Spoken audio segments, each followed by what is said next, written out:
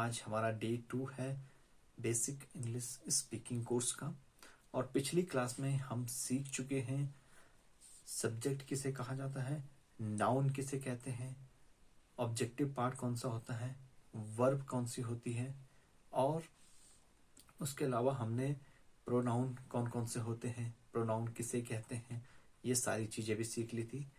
आज की क्लास में हम सीखने वाले हैं कुछ और इम्पोर्टेंट चीजें, जिसमें सबसे पहले हम सीखने वाले हैं एक्सिलरी वर्ब्स। एक्सिलरी वर्ब्स कौन सी होती हैं, कौन से सब्जेक्ट के साथ कौन सी एक्सिलरी वर्ब्स हमें यूज करनी है, ये सारी चीजें आज की क्लास में हम देखने वाले हैं। देखिए, एक्सिलरी वर्ब्स पहली है be verbs. Okay, be means होता है होना। देखिए, बी, और इसको जब हम प्रेजेंट में यूज करते हैं तो इसको हम यूज करते हैं is am are. Is am are इसकी फॉर्म है, इज, एम और आर। इन तीन तरीकों से इसको प्रेजेंट में यूज किया जाता है। पास्ट में जो हम यूज करेंगे, पास्ट में हम यूज करेंगे वज और वर, और फ्यूचर में विल, बी। देखिए बेसिकली क्या है, प्रेजेंट और पास्ट में तो ये फॉर्म बदलती रहेंगी।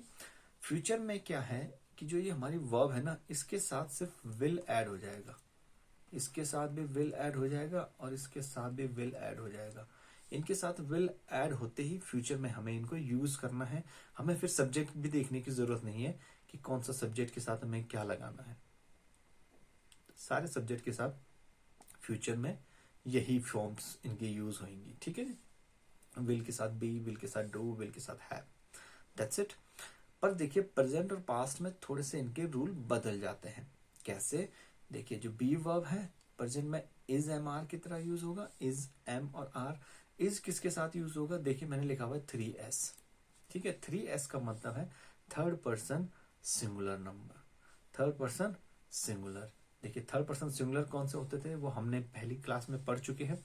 अगर आपने पहली क्लास नहीं देखी है तो पहले डे 1 जरूर देख लीजिएगा, उससे आपको ज्यादा क्लियरिटी होगी। ओके, तो 3s का मतलब है, देखिए मैं यहाँ पे लिख लेता हूँ, 3s का मतलब है, अगर मैंने यहाँ पे लिखा है तो वो है थर्ड पर्सन सिंगुलर।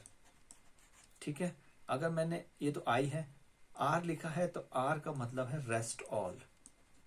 आर का मतलब है रेस्ट ऑल, बाकी जितने भी बचे हुए। ठीक है, एस का मतलब है सिंगुलर, एस का मतलब है यहाँ पे सिंगुलर। ओके जी, और जहां पे मैंने पी लिखा है वहां पे पी का मतलब है प्लूरल। तो अब आपको इस शीट को समझने में कोई दिक्कत नहीं आएगी, ये टेबल अब हम अच्छे से समझ सकते हैं। देखिए, इज किसके साथ यूज होगा? थर्ड पर्सन सिंगुलर के साथ। ओके, थर्ड पर्सन में सिंगुलर कौन सा? हमने कहा था आई, वी और यू को छोड़ के बाकी सारे क्या है, थर्ड पर्सन है। उसमें अगर एक की बात हो रही है तो सिंगुलर, और एक से ज्यादा की बात हो रही है तो प्लूरल। थर्ड पर्सन में फिर कौन सा आ गया? जैसे ही आ गया, ठीक है, शी आ गया, इट आ गया, किसी बंदे का नाम आ गया, जैसे राम, श्याम, गीता, सीता। कोई भी एक बंदे की अगर हम बात करेंगे तो थर्ड पर्सन सिंगुलर में आएंगे सारे के सारे। ठीक है, उनके साथ यूज होगा इज, और आई के साथ हमेशा यूज होगा एम। हमेशा नहीं, मतलब यहां पर आई के साथ एम यूज होगा। एम जो है वो जब भी होगा वो आई के साथ ही यूज होगा। ठीक है, तो जैसे I am playing, I am going there, I am waiting for you. ठीक है, ऐसे। और रेस्ट ऑल, जितने भी बाकी सब्जेक्ट बचे हैं प्रेजेंट में, बी की कौन सी फॉर्म? आर फॉर्म यूज होगी। जैसे देखिए, ही, शी, इट वाला हमने निकाल दिया, सिंगुलर पर्सन निकाल दिए, थर्ड पर्सन निकाल दिए, फर्स्ट पर्सन का सिंगुलर निकाल दिया, आई निकाल दिया। बाकी जितने भी बचे उन सब के साथ क्या यूज होगा? आर यूज होगा।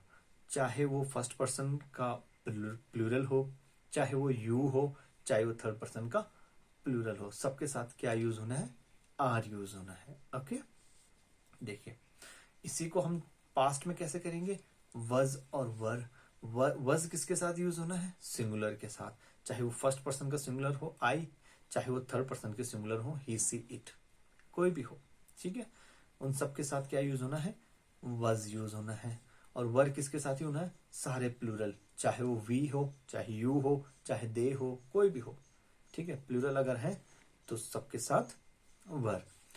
देखो फ्यूचर में तो सबके साथ ऑल, ऑल, ऑल, हर जगह हमने ऑल, ऑल लिखा है। इट मींस सारे सब्जेक्ट के साथ हमें यही यूज करना है, विल बी यूज करना है, विल डू यूज करना है, विल हैव यूज करना है। फ्यूचर में तो कोई कंफ्यूजन नहीं है। देखिए वैसे ही डू जो हमारी वर्ब है, इसमें पास्ट और प्रेजेंट में कैसे कैसे यूज करना है हमें। देखिए प्रेजेंट में हमें करना है डू और डज। डू किसके साथ और डज किसके साथ? देखिए हमें डज यूज करना है थर्ड पर्सन सिंगुलर के साथ। थर्ड पर्सन सिंगुलर, जहां देखिए ये अभी क्या हो रहा था, इज जिन जिन के साथ यूज हो रहा था वो थर्ड पर्सन सिंगुलर थे। देखो इज जिन जिन के साथ यूज हो रहा था वो डज उनके साथ यूज होगा और बाकी सब के साथ डू। ठीक है, देखिए जिनके साथ इज यूज हो रहा था उनके साथ अब डज यूज हो रहा है। ठीक है, कहाँ कैसे होगा, कौन से सेंटेंसेस बनेंगे वो हम आगे पढ़ेंगे, बट अभी हम सिर्फ एक्सिलरी वर्ब्स पढ़ रहे हैं कि कैसे कैसे इनको यूज करना है। इससे आपको at least first person, second person, third person pronoun सारे के सारे अच्छे से पता चल जाएंगे। ओके, तो देखिए डज हमें यूज करना है थर्ड पर्सन सिंगुलर के साथ और बाकी जितने भी बच्चे हैं सबके साथ हमें यूज करना है डू। ओके, देखिए पास्ट में सबके साथ ही डिड। पास्ट में चाहे सिंगुलर है, प्लूरल है, फर्स्ट पर्सन है, सेकंड पर्सन है, थर्ड पर्सन है, सबके साथ ही हमें क्या लगाना है, डिड लगाना है। फ्यूचर में भी सबके साथ विल डू लगेगा। Okay, will have, sorry have है ये। हैव जो है प्रेजेंट में हमारा यूज होगा हैज और हैव। देखिए हैज किसके साथ यूज होगा, थर्ड पर्सन के साथ, थर्ड पर्सन सिंगुलर के साथ। मतलब जिनके साथ इज हो रहा था उनके साथ ही डज लग रहा था और उनके साथ ही हैज लग रहा है। ठीक है, बाकी सबके साथ हैव लग रहा है, बाकी सबके साथ हैव लग रहा है। ओके, तो इज, डज और हैव, हैज, ये चीजें क्लियर होगी। पास्ट में सबके साथ ही हैड लग रहा है, पास्ट में सबके साथ हैड लग रहा है। ओके, और फ्यूचर में सबके साथ क्या लगेगा, विल हैव लगेगा। इतनी चीजें क्लियर। ओके, आगे चलते हैं। देखिए आप चाहो तो इन चीजों को नोट भी कर सकते हैं आप कि थर्ड पर्सन सिंगुलर मैंने आपको वैसे बता भी दिया है कि थर्ड 3S का मतलब मैंने वहां पे थर्ड पर्सन सिंगुलर लिखा हुआ था। आर का मतलब रेस्ट ऑल सब्जेक्ट थे। ठीक है जी, एस का मतलब सिंगुलर था, पी का मतलब प्लूरल था। उसके बाद देखिए ये नोट्स बने हुए हैं, अगर आपको नोट करने हो तो आप वीडियो को पॉज करके ये नोट्स आप अपने पास भी नोट कर सकते हो। इसका प्रयोग कहाँ करना है हमें, थर्ड पर्सन सिंगुलर के साथ होता है। एम का प्रयोग आई के साथ होता है। ठीक है, आर का प्रयोग किसके साथ होता है, we, you, they, these, those, plural noun, plural pronoun के साथ आर का प्रयोग होता है। ठीक है, उसके बाद वज और वर। वज का प्रयोग कहाँ करना होता है, अभी हमने पढ़ा है। वज का प्रयोग करना होता है हमें आई, ही, शी, दिस, दैट, इट, मतलब सिंगुलर के साथ हमें क्या करना होता है, वर्स का प्रयोग, और प्लूरल के साथ हमें क्या करना पड़ता है, वर का प्रयोग। इसमें वी, यू, दे, दीज, दोस ये सारे आ गए। ठीक है जी, आगे ऐसे ही हमने क्या पढ़ा, डज और डू का प्रयोग पढ़ा। डज और डू, डज का प्रयोग हमने पढ़ा थर्ड पर्सन सिंगुलर के साथ, ही, शी, दिस, दैट। ठीक है, डू का प्रयोग कहाँ पढ़ा हमने, थर्ड पर्सन सिंगुलर के अलावा सबके साथ किसका यूज होगा, डू का यूज। जैसे I, we, you, they, these, those, सारे जितने भी प्लूरल नाउन है, प्रोनाउन है, उन सबके साथ डू का प्रयोग होगा। ओके जी, डू हमें यूज करना है। हैज और हैव का हमने यूज पढ़ा अभी। आपको अगर टेबल से थोड़ा सा क्लियर नहीं हुआ हो तो आप यहां से भी नोट कर सकते हैं, यहां से पढ़ सकते हैं। ठीक है, हैज का प्रयोग कहाँ होगा, थर्ड पर्सन सिंगुलर के साथ, और हैव का प्रयोग थर्ड पर्सन सिंगुलर के अलावा सब के साथ। ओके, देखिए डिड का प्रयोग पास्ट में सब के साथ, डिड का प्रयोग सब के साथ होगा। ओके, विल का हमने तो कहा था फ्यूचर में जो हमारी मेन एक्सिलरी वर्ब्स थी उसमें हमें विल ऐड करना है और सबके साथ वही रहेगा। अब देखिए एक ये थोड़ा सा इंपॉर्टेंट टॉपिक है, हमें आज पता चलेगा दिस, दैट, दीज और डूज का यूज कैसे कैसे करना है। ठीक है, देखिए हम क्या करेंगे, अगर कोई चीज हमारे पास है, ठीक है, जैसे ये पेन मेरे पास है, ठीक है, यहीं पे रखा हुआ है, मेरे हाथ में ही है, तो अगर मैं बोलूं दिस इज अ पेन, ये क्या है, एक पेन है, तो अगर मेरी चीज कोई पास है और वो एक है तो मैं लगाऊंगा दिस। ओके, अगर वही चीज एक है पर थोड़ा सा दूर है, एक है पर थोड़ा सा दूर है, तो मैं लगाऊंगा दैट। तो मैं क्या लगाऊंगा? दैट। देखिए दूर के लिए एक है तो क्या लगाऊंगा? दैट। पास के लिए दिस। ओके, एक के लिए। अगर यही ढेर सारी पेन होती और क्या होती, मेरे पास होती, तो मैं लगाता दीज। क्या लगाता? These are my pens. मतलब मेरे पास है पर एक से ज्यादा है, तो क्या लगेगा? दीज। अगर दूर है और एक से ज्यादा है तो दूस। क्या लगेगा? दूस। ओके, तो हमें समझ आ गया। दिस पास के लिए जब एक होगा, और दीज जब दूर पास होंगे पर एक से ज्यादा होंगे। ठीक है, दैट जब दूर होगा और एक होगा, और दोज जब दूर होंगे पर एक से ज्यादा होंगे। तो इतनी चीजें क्लियर? ओके, देखिए आप इसको ऐसे भी समझ सकते हैं। ऐसे अगर आपको नोट करना है तो आप ऐसे नोट कर दिए। दिस कब यूज करना है? जब पास हो और एक हो। ओके, दैट कब यूज करना है? जब दूर हो और एक हो। दीज कब यूज करना है? जब पास हो और एक से ज्यादा हो। और दोज कब यूज करना है? जब दूर हो और एक से ज्यादा हो। ओके, यहां तक क्लियर हो गया? देखिए अब बहुत इंपॉर्टेंट चीज, ठीक है, नाउन और प्रोनाउन के अलावा सब्जेक्ट में जीरंड और इन्फिनेटिव्स का भी यूज होता है। देखिए बहुत इंपॉर्टेंट चीज है। कैसे? अब मैं आपको बताता हूं। जीरंड और इन्फिनेटिव होते क्या है? देखिए कई बार क्या होता है, हम सब्जेक्ट को भी ना एज ए नाउन यूज करते हैं। सब्जेक्ट को भी एज ए नाउन यूज करते हैं, पर हम क्या करते हैं, सब्जेक्ट को जब हमें एज ए नाउन यूज करना होता है ना तो उसमें या तो हम आईएनजी ऐड करते हैं, या फिर वर्ब से पहले हम टू लगा लेते हैं। वर्ब से पहले टू लगा लेते हैं। तो देखिए जब हम वर्ब में आईएनजी ऐड करके उसे नाउन बनाते हैं तो उससे कहते हैं जीरंड। और जब वर्ब से पहले हम टू लगाते हैं तो उससे कहते हैं इन्फिनेटिव।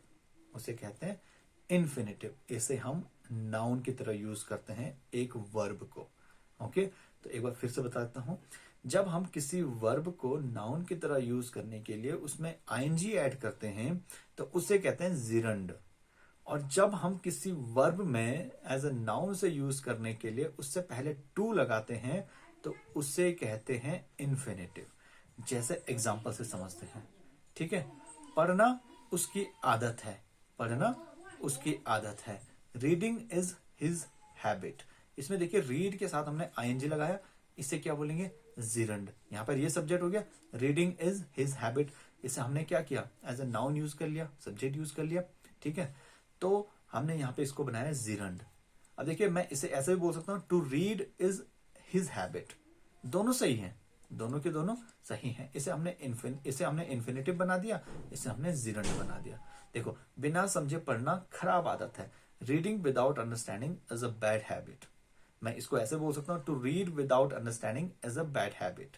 ओके, तो देखिए यहां पे हमने रीड के साथ आईएनजी लगाया तो इससे हमने बना दिया जीरंड। इसे कहेंगे हम जीरंड।